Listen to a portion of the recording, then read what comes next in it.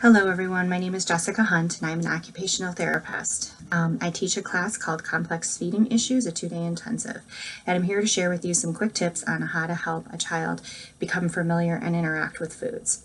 So we know that children eat what they're familiar with, and it often takes multiple repetitions before a child is able to eat a new food. And so oftentimes we need lots of different ways to help children engage with that food before they're willing to put it in their mouth. We also know that sometimes kids can get tired or bored of the same presentations of foods, and many children do really well with novelty.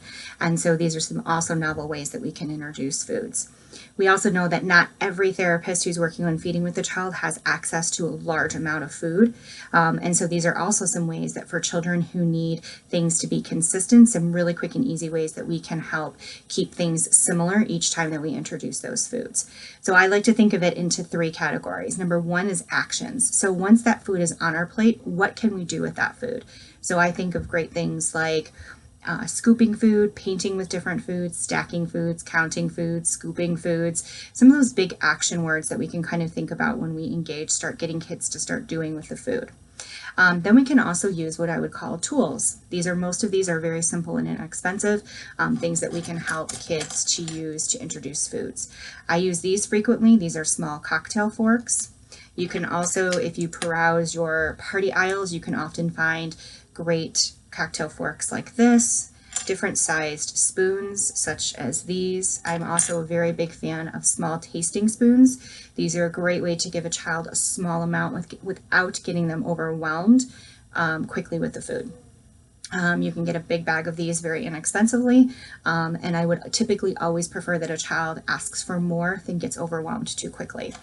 I also typically keep on hand things like sticks that are great to put in food, make things look familiar like a lollipop.